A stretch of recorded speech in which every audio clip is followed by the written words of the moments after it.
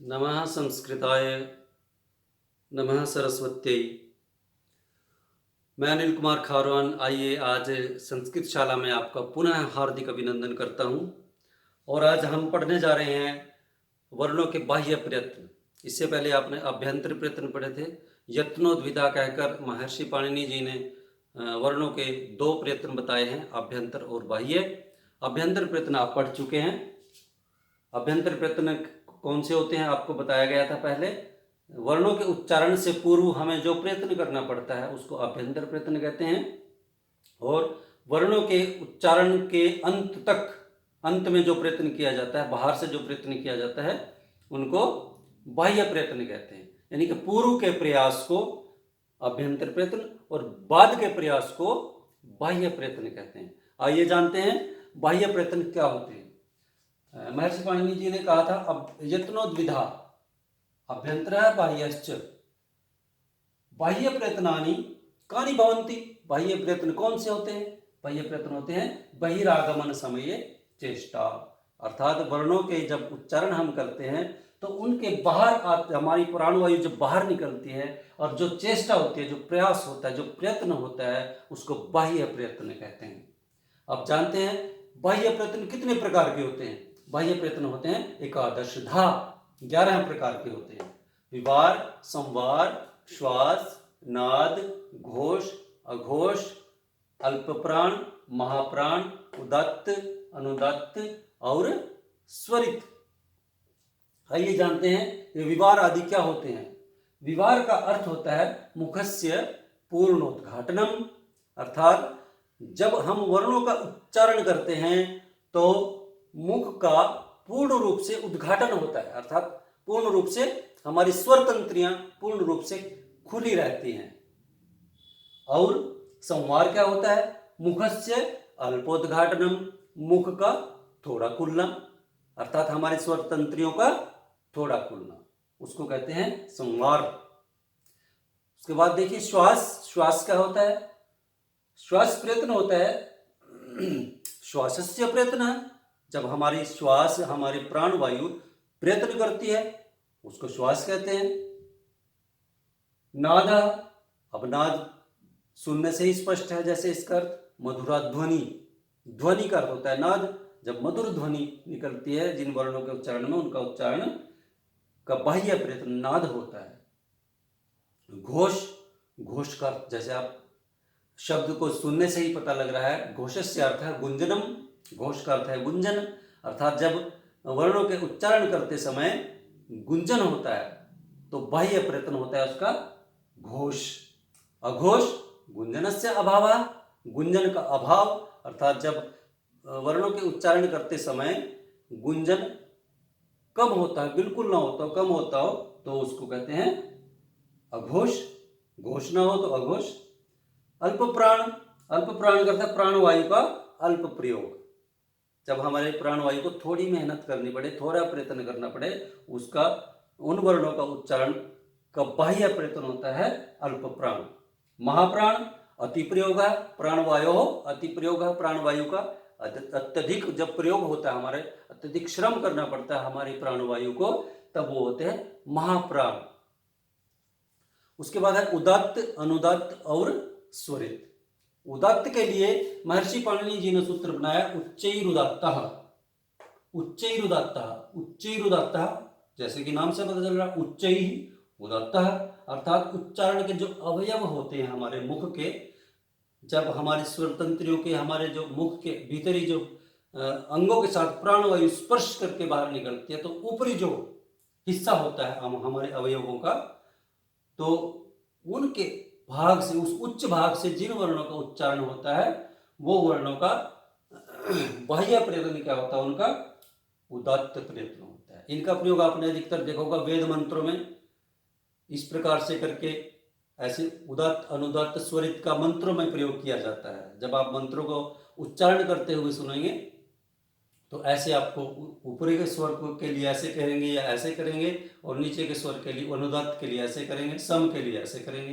तो इस प्रकार से मंत्रोच्चारण में स्पष्ट रूप से इनका प्रयोग देखा जा सकता है। उच्चैरुदात्त है उच्चारण अवयवों के ऊपर वाले भाग से जो उच्चारण किया जाता है। निच्चैरनुदात्त है उच्चारण अवयवों के निम्न भाग से, नीचे वाले भाग से उच्चारण को कहते हैं अनुदात्त। और समाहारः स्वरितः। अब जब इन दोनों के बीच समभागैः उच्चारणम, इन दोनों के उदात्त और अनुदात्त के मध्य भाग से जिन वर्णों का उच्चारण होता है उनको जो है स्वरित कहते हैं। अब इन 11 प्रकार के बाह्य प्रयत्नों से कौन कौन से वर्ण किस प्रकार से बोले जाते हैं, आइए जानते हैं। सबसे पहले जानते हैं सूत्र के अनुसार, महर्षि पाणिनि जी ने सूत्र बनाया है, खरो विवाराः श्वासाः अघोषाश्च। जो खर होते हैं वो विवार, श्वास और अघोष वर्ण होते हैं, अर्थात उनका बाह्य प्रयत्न विवार, श्वास और अघोष होता है। तो कौन कौन से वर्ण होते हैं? वो जो खर होते हैं। अब खर, आप सोच रहे हो कि खर क्या होता है? ये खर होता है प्रत्याहार, जो आप अगले पाठ में महर्षि पाणिनि जी द्वारा जिन सूत्रों के आधार पर, जिन सूत्रों का आधार मानकर उन्होंने पूरी व्याकरण की रचना कर दी, अष्टाध्यायी ग्रंथ की रचना कर दी, वो है 14 सूत्र। कहा जाता है कि भगवान शिव के डमरू से वो 14 सूत्र निकले थे। अयून, ऋलिक, एयोंग, जैसे आपको पहले थोड़ा सा उनके बारे में बताया जा चुका है। तो अगले पाठ में हम प्रत्याहारों को भी करेंगे। अभी देखिए, जो खर होते हैं वो विवार, श्वास और अघोष बाह्य प्रयत्न वाले होते हैं। अब वो कौन कौन से खर? ख, फ, छ, ठ, थ, च, ट, त, क, प, श, श, स। ये होते हैं विवार, श्वास और अघोष वर्ण। इनका बाह्य प्रयत्न होता है विवार, श्वास और अघोष। अब इसको देखिए कैसे, साधारण रूप से देखिए। प्रत्येक वर्ग का पहला और दूसरा वर्ण आ रहा है इसमें, जैसे क, ख, प, फ, च, छ, ट, ठ, त, थ और ऊष्म वर्ण श, श और स। ये तीनों प्रकार के आ रहे हैं। तो ये हुए खर, विवारः, श्वासा, अघोषाश्च। आपके समझ में आ गया होगा। तो ये वर्ण जो हैं इनका विवार, श्वास और अघोष बाह्य प्रयत्न है। उसके बाद चलते हैं हषः, संवारः, नादः, घोषाश्च। जो हष होते हैं उनका बाह्य प्रयत्न, हष वर्णों का बाह्य प्रयत्न संवार, नाद और घोष होता है। अब ये कौन कौन से हैं? ह, य, व, र, ल, य, म, ङ, ण, झ, भ, घ, ढ, ध, ज, ब, ग, ड़, द। इनका बाह्य प्रयत्न होता है संवार, नाद और घोष। जैसे कि आप समझ गए होंगे, वहां पर मैंने संवार का अर्थ बताया है, नाद का अर्थ बताया, घोष यानी कि इनको बोलते समय हमारे मुख का संवार अल्प उद्घाटन होता है, जैसे ह। अब इनको बोलने में ख पूरा हो रहा था, पूर्ण रूप से खुल रहा था हमारी स्वर तंत्री। फ, लेकिन आप मेरे मुख का आकार देखिए, ह, य, व, र, इनको नाद और घोष, नाद भी हो रहा है, ध्वनि भी हो रही है और घोष हो रहा है।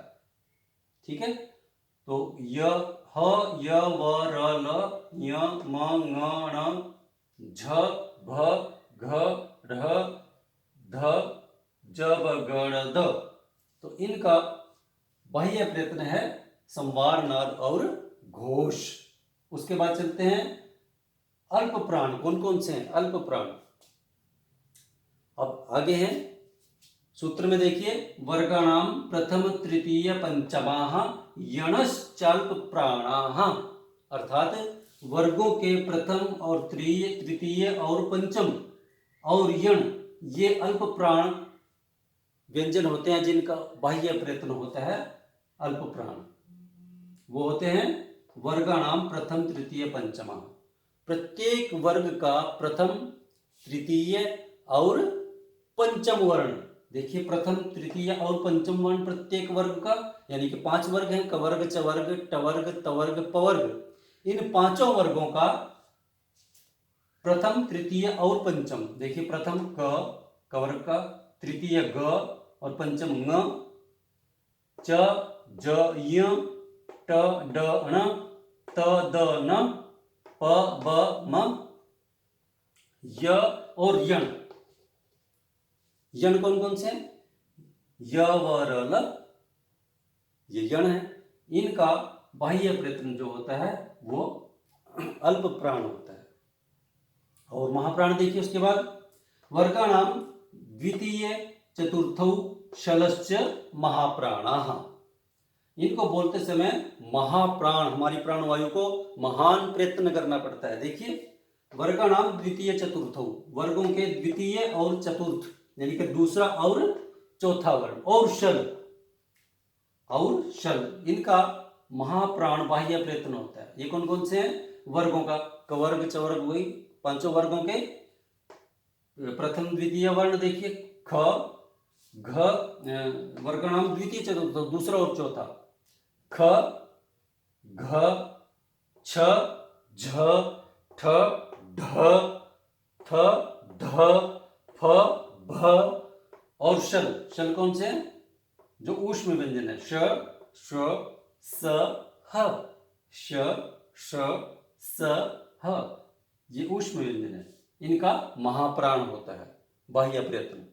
उसके बाद देखिए अचह, जो स्वर, स्वर कौन कौन से होते हैं आपको पता है? अ आ इ ई उ री ए ऐ ओ औ, ये होते हैं स्वर।